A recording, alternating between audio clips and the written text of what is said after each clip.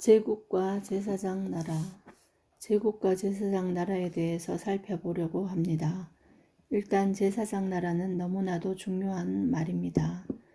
제사장 나라는 어느 날 하늘에서 뚝 떨어진 말이 아닙니다. 왜냐하면 하나님께서 오랫동안 하신 말씀이기 때문입니다. 일찍이 하나님께서는 아브라함을 통해 한 민족을 만드시고 그 민족을 통해 모든 민족이 복을 받게 하시겠다는 말씀을 주셨습니다. 내가 너로 큰 민족을 이루고 네게 복을 주어 네 이름을 창대하게 하리니 너는 복이 될지라. 너를 축복하는 자에게는 내가 복을 내리고 너를 저주하는 자에게는 내가 저주하리니 땅의 모든 족속이 너로 말미암아 복을 얻을 것이라 하신지라. 창세기 12장 2절로 3절. 즉 아브라함의 후손이 민족을 이루고 그 민족은 모든 민족에게 복의 통로가 될 것이라는 말씀이지요. 복의 통로가 되는 이 민족이 바로 제사장 나라가 되어야 한다는 것입니다. 그 후 500년이 지나서 하나님께서는 모세를 통해 다음과 같은 말씀을 다시 하십니다. 세계가 다 내게 속하였나니 너희는 내 말을 잘 듣고 내 언약을 지키면 너희는 모든 민족 중에서 내 소유가 되겠고 너희가 내게 대하여 제사장 나라가 되며 거룩한 백성이 되리라. 너는 이 말을 이스라엘 자손에게 전할지니라. 출애굽기 19장 5절로 6절. 본격적으로 제사장 나라에 대해서 말씀하시는 것입니다. 그렇다면 제국과 제사장 나라의 공통점은 무엇이고 차이점은 무엇일까요? 먼저 공통점은 둘 다 민족을 그 단위로 하고 있다는 것입니다. 제국도 제사장 나라도 모든 민족을 그 단위로 하고 있지요. 차이점은 제국은 민족을 계급화합니다. 그러나 제사장 나라는 민족 대 민족을 동등하게 하나님 앞으로 가게 합니다. 이것이 제국과 근본적으로 다른 점입니다. 바로 제국과 제사장 나라에 대한 근간이 5세 때 레위기를 통해서 명료하게 정리됩니다. 때문에 레위기를 놓치면 앞으로 펼쳐질 5대 제국을 제대로 이해할 수 없습니다. 레위기에 다음과 같은 말씀이 있습니다. 너희가 내 규례와 계명을 준행하면 레위기 26장 3절. 너희 다섯이 백을 쫓고 너희 백이 만을 쫓으리니 너희 대적들이 너희 앞에서 칼에 엎드려질 것이며 레위기 26장 8절. 너희는 오래 두었던 묵은 곡식을 먹다가 새 곡식으로 말미암아 묵은 곡식을 치우게 될 것이다. 레위기 26장 10절. 하나님께서 당신의 백성에게 당신이 주신 율법대로 즉 제사장 나라 경영 방식으로 국가를 경영하면 나라의 경제와 국방을 하나님께서 책임져 주시겠다는 놀라운 말씀을 주신 것입니다. 즉 레위기 법대로 하나님 앞에 살면 누군가를 착취하지 않아도 일용할 양식을 언제나 공급받고 외부의 적으로부터 안전을 확보하는 데 아무런 문제가 없다는 것입니다. 21세기에도 이 말씀은 너무나도 중요한 사실입니다. 그런데 제국은 경제와 국방 문제를 축으로 주변 온 나라를 흔드는 것입니다. 군사력으로 남의 나라를 침략하고 정복하고 경제적으로는 착취하는, 그래서 자기 민족의 이익을 극대화하는 비열한 정책이 바로 제국의 본질인 것이지요. 때문에 이후 등장하는 예언자들은 레위기의 말씀에 근거해서 하나님의 말씀대로 사는 것이 제국을 이길 수 있는 키워드라고 강력하게 주장했던 것입니다. 애굽 총리 요셉과 애굽.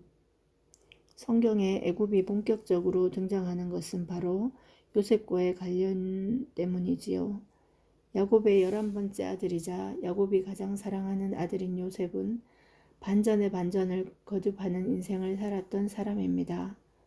어느 날 갑자기 요셉은 사랑받는 아들에서 애굽의 종으로 팔려가는 반전을 경험합니다.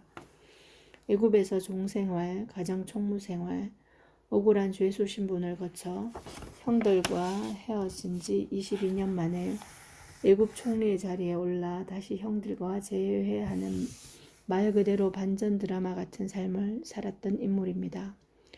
폴 존스는 다음과 같이 극찬하며 요셉을 평가했습니다.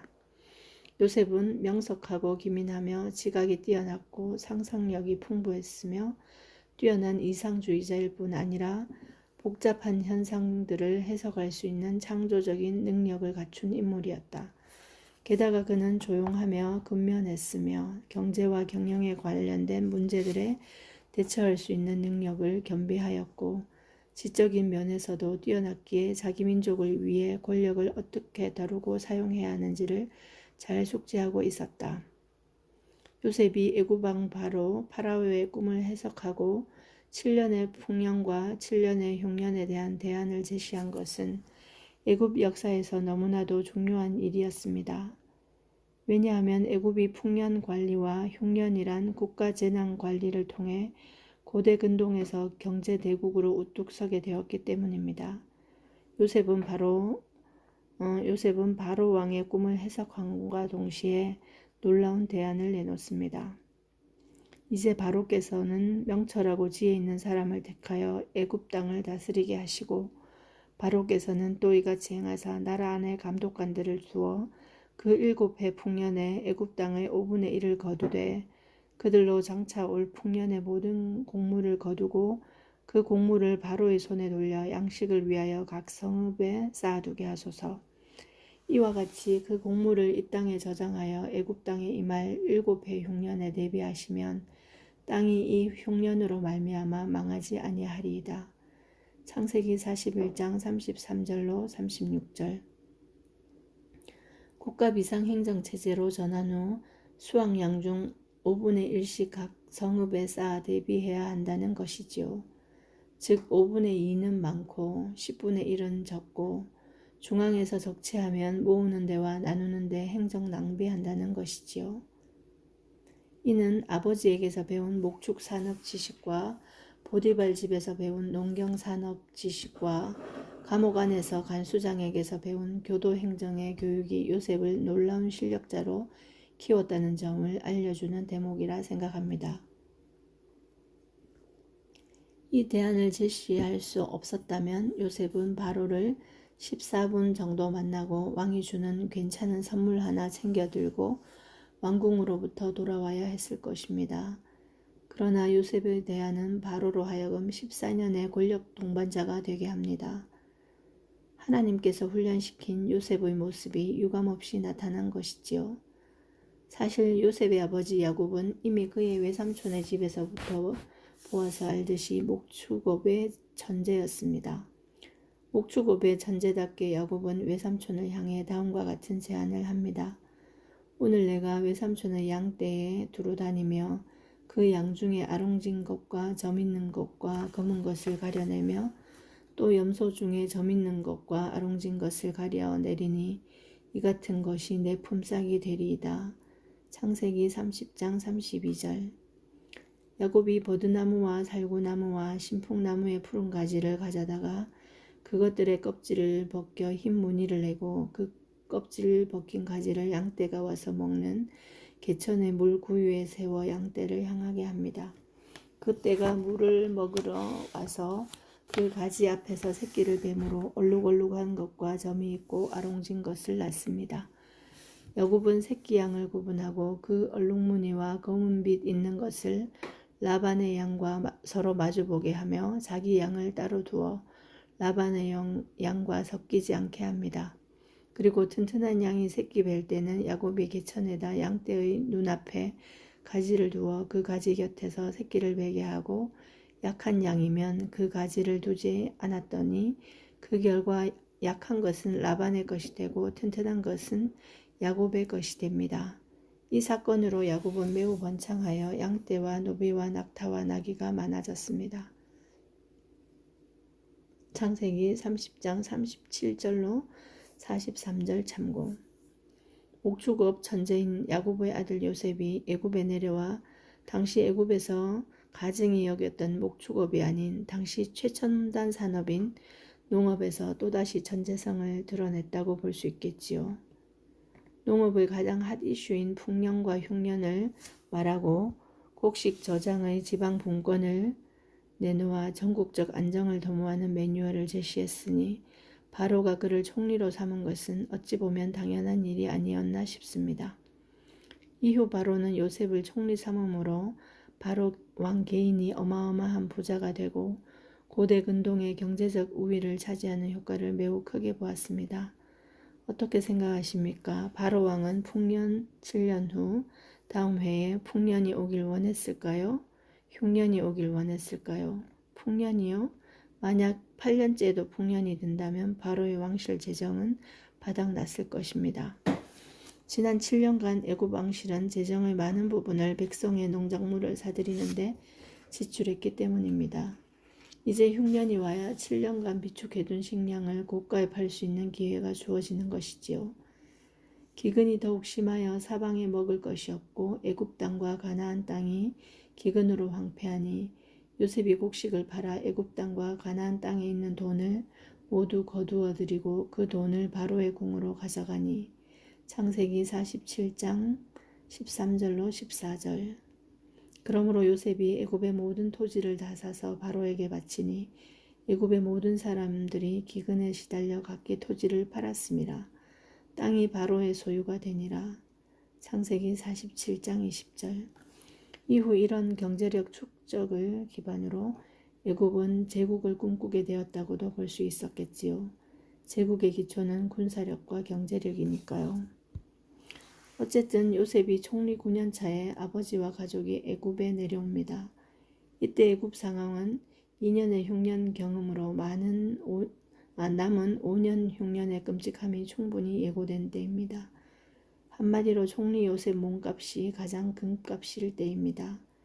요셉은 흉년 때문에 가족들이 애굽에 내려왔다는 것보다 하나님께서 그 가문을 애굽에 수백 년을 머물게 하시면서 큰 민족을 이룬 후에 다시 출애굽시킬 것이라는 아버지 야곱을 통해 들은 하나님의 계획에 초점을 맞춥니다. 그래서 당시 최첨단 산업인 농업 전제 요셉은 목축업을 가증히 여기는 애굽인들과의 혼맥 차단을 결심한 후 목축업 선택의 카드를 뽑습니다. 요셉이 바로왕을 만나러 가는 형들에게 할 말을 입에 넣어줍니다. 당신들은 이러기를 주의 종들은 어렸을 때부터 지금까지 목축하는 자들이온데 우리와 우리 선조가 다 그러하니이다 하소서. 애굽 사람은 다 목축을 가증히 여기나니 당신들이 고센 땅에 살게 되리이다. 창세기 46장 34절. 요셉의 목축업 선택은 한 가문을 이스라엘 민족으로 만든 역사적인 선택이었다고 볼 수 있습니다. 만약 당시 요셉이 가족들의 직업으로 농업을 택했다면 당장은 가증히 여기는 애굽 사람들의 시선을 피할 수는 있었겠지만 결국 애굽 사람들과의 혼사가 이어졌을 것이고 민족은 물 건너가고 말았을 것이기 때문이죠. 애굽에서 요셉의 목축업 선택은 70명의 가족을 이애굽시킴으로써 민족을 이룬 후 출애굽까지 책임지겠다는 결단이라 볼 수 있습니다. 하나님께서는 요셉을 들어 민족을 위해 크게 사용하신 것입니다. 애굽 백성은 흉년 처음에는 돈을 주고 애굽 정부가 그동안 비축해 놓은 식량을 샀습니다. 그 후 돈이 다 떨어지자 가축을 가져와 식량을 사고 가축도 다 팔고 나자 자신들의 몸과 논밭을 팔아 바로의 종이 되겠다고 말합니다. 애굽 백성은 종자를 주면 살 수 있고 논밭도 황폐해지지 않을 테니 자신들의 살고 죽게 됨이 요셉의 결정에 달려있다고 찾아와 하소연합니다. 창세기 47장 13절로 19절 참고. 때문에 요셉이 5분의 1 토지법을 세운 것이지요. 이 토지법은 이후 로마 제국 시대 옥타비아누스 황제 때까지 계속되는 생명력이 1500년 이상 가는 토지법으로 자리를 잡게 됩니다. 요셉이 애굽 백성에게 말합니다. 오늘 내가 바로를 위하여 당신들의 토지를 샀습니다. 그러나 여기 종자가 있으니 당신들은 그 땅에 뿌리시고 추수의 5분의 1은 바로에게 상납하고 5분의 4는 당신들이 가져가서 토지의 종자로도 삼고 당신들의 가족과 어린아이의 양식으로도 삼으시오. 창세기 47장 23절로 24절 참고. 요셉의 이 멋진 제안을 들은 애굽 백성이 대답합니다. 주께서 우리를 살리셨사오니 우리가 주께 은혜를 입고 바로의 종이 되겠나이다. 창세기 47장 25절. 요셉이 애굽 토지법을 세우매 그 5분의 1이 바로에게 상납되나 제사장의 토지는 바로의 소유가 되지 아니하여 오늘날까지 이르렀다고 성경은 기록하고 있습니다. 창세기 47장 26절 참고. 요셉의 뛰어난 정치력과 행정력이 애굽 백성을 기근으로부터 구하자 애굽의 바로왕과 애굽 백성은 요셉에게 명예를 선물합니다. 그 선물은 바로 요셉의 아버지 야곱의 장례식 때 힘을 발휘합니다. 야곱의 장례는 70일 장이었습니다. 이는 거의 국장급입니다. 사실 야곱이 애굽에 머무는 동안 애굽을 위해 국가적 공헌 같은 것을 한 일이 없지 않습니까? 그럼에도 불구하고 야곱의 국장이 가능했던 것은 요셉에 대한 애굽 왕실과 백성의 국민적 동의가 있었다는 것이지요. 이때는 요셉이 14년의 총리를 마치고도 12년이나 지난 시기입니다. 그런데 요셉이 아버지 야곱의 장례를 국가 행사로 확대하는 것은 아버지 야곱의 장례식 퍼포먼스를 통해 먼 미래에 있을 출애굽의 예행 연습 기회로 삼은 것이지요. 요셉이 자기 아버지를 장사하러 올라갈 때 바로의 모든 신하와 바로 궁의 원로들과 애굽 땅의 모든 원로와 요셉의 온 집과 그의 형제들과 그의 아버지의 집이 그와 함께 올라갑니다. 그러나 그들의 어린 아이들과 양떼와 소떼는 고센 땅에 남겼습니다. 그때 병거와 기병이 요셉을 따라 올라갔으니 장례의 규모가 상상을 초월할 정도의 큰 사건이었다는 것입니다. 그들이 요단강 건너편 아닷 타작마당에 이르러 거기서 크게 울고 애통하며 요셉이 아버지를 위하여 7일 동안 애곡했습니다. 그 땅 거민 가나안 백성이 아닷마당의 애통을 보고 이는 애굽 사람의 큰 애통이라 하여 그 땅 이름을 아벨 미스라임이라 했으니 곧 요단강 건너편이었습니다. 창세기 50장 7절로 11절 참고. 야곱의 아들들이 아버지가 그들에게 명령한 대로 그를 위해 따라 행하여 그를 가나안 땅으로 메어다가 마므레 앞 막벨라 굴에 장사하였으니 이는 아브라함이 헷 족속 에브론에게 밭과 함께 사서 매장지를 삼은 곳이더라. 요셉이 아버지를 장사한 후에 자기 형제와 호상꾼과 함께 애굽으로 돌아왔더라. 창세기 50장 12절로 14절. 세월이 더 지나 요셉도 그의 조상들처럼 그의 삶을 마감합니다. 요셉은 그의 가문에서도 애굽에서도 매우 중요한 사람으로 일생을 살았습니다. 이후 출애굽기로 가면 요셉을 알거나 알지 못함이 역사가 바뀌는 중요한 기준이 되는 것을 볼 수 있습니다. 또한 요셉은 죽은 후 해골까지도 중요한 사람입니다. 요셉의 해골은 400년여 년이 지난 후 출애굽 때에 파서 들고 나가 레위기, 민수기, 신명기를 거쳐 여호수아서 마지막 부분에 가나안 땅을 정복한 후에 세겜에 장사됩니다. 이는 요셉의 유언 때문이었습니다. 요셉이 이스라엘에게 맹세시킵니다. 하나님이 반드시 당신들을 돌보시리니 당신들은 여기서 내 해골을 메고 올라가겠다 하라 하였더라. 창세기 50장 25절. 요셉의 유언은 잊혀지지 않고 출애굽의 그 긴박한 상황에서도 실행되었습니다. 모세가 애굽의 유고를 가졌으니 이는 요셉이 이스라엘 자손으로 단단히 맹세하게 하여 이르기를 하나님이 반드시 너희를 찾아오시리니 너희는 내 유고를 여기서 가지고 나가라 하였음이더라. 출애굽기 13장 19절. 또 이스라엘 자손이 애굽에서 가져온 요셉의 뼈를 세겜에 장사하였으니 이곳은 야곱이 베크시타를 주고 세겜의 아버지 하몰의 자손들에게서 산 밭이라. 그것이 요셉 자손의 기업이 되었더라. 여호수아 24장 32절. 창세기가 끝나고 출애굽기에서 요셉을 모르는 애굽의 새로운 왕의 출현은 결국 출애굽 때가 왔다는 신호로 이어지게 됩니다.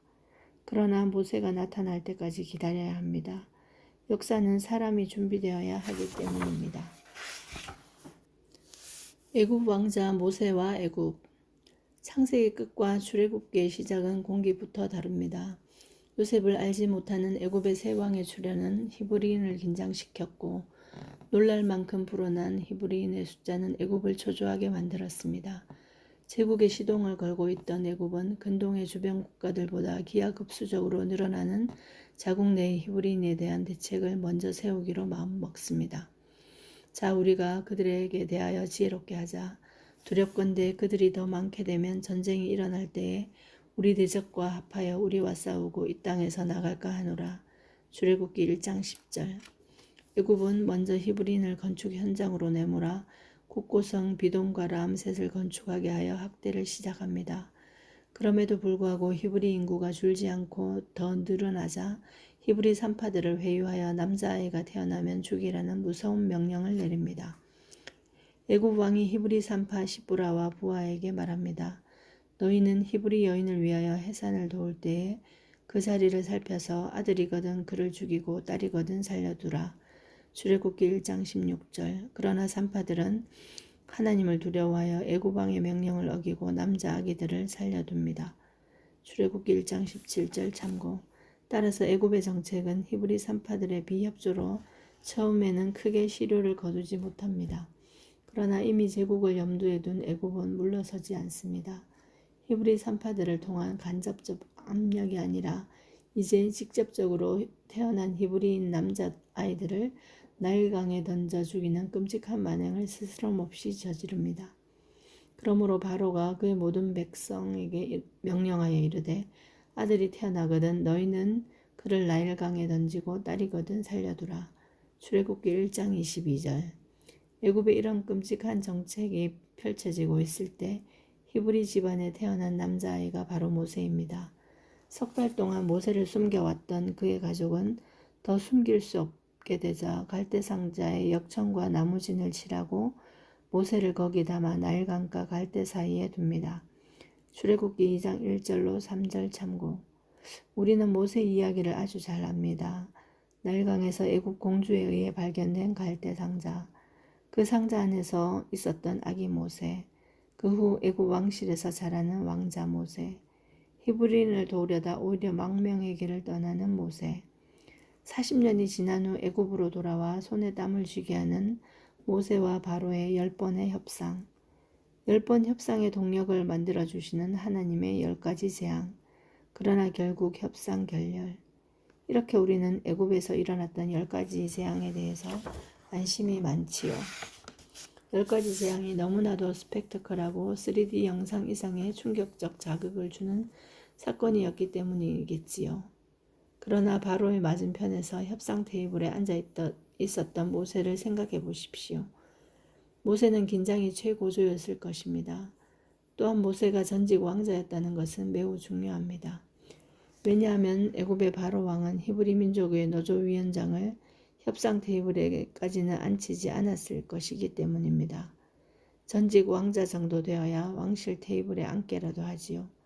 모세는 바로와의 협상을 계속하면서 하나님께서 자신을 40년간 애굽 왕실의 왕자로 살게 하셨던 깊은 뜻을 해석할 수 있었을 것입니다. 모세의 요구와 바로 왕의 입장이 큰 충돌을 일으킵니다. 당연했겠지요.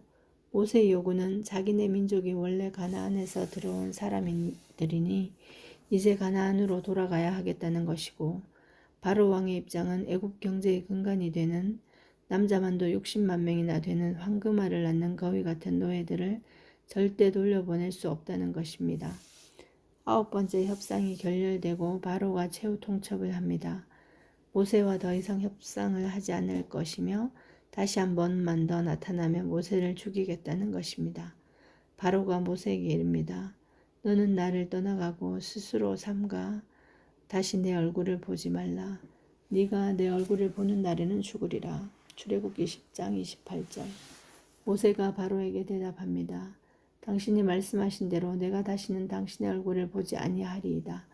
출애굽기 10장 29절.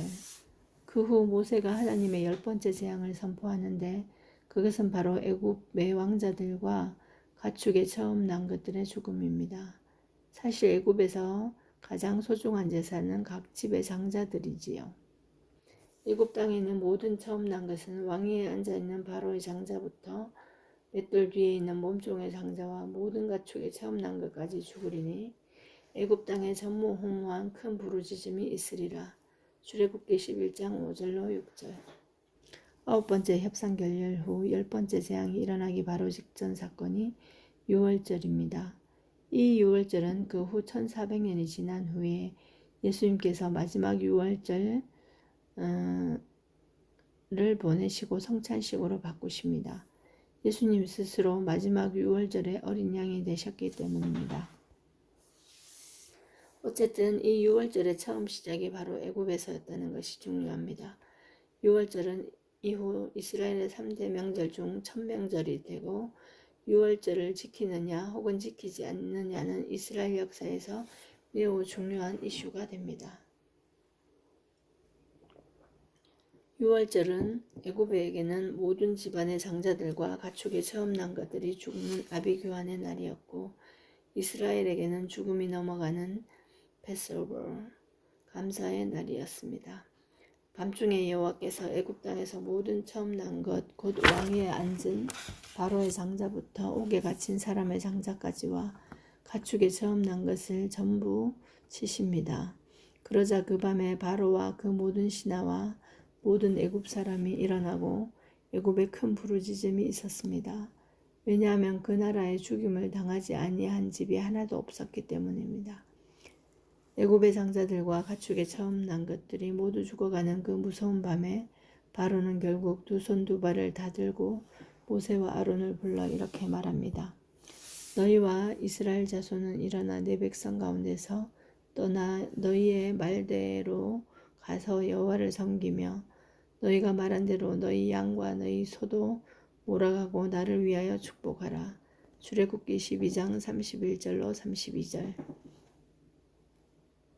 모세를 지도자로 한 출애굽은 애굽에 거주한 지 430년 만이었고 출발지는 국고성 람셋이었으며 출애굽의 인원은 여자와 어린아이를 제외하고 장정만도 60만 명이었다고 성경은 기록하고 있습니다. 이스라엘 자손이 람셋을 떠나서 숫곳에 이르니 유아 외에 보행하는 장정이 60만 가량이요. 출애굽기 12장 37절. 이스라엘 자손이 애굽에 거주한 지 430년이라. 출애굽기 12장 40절.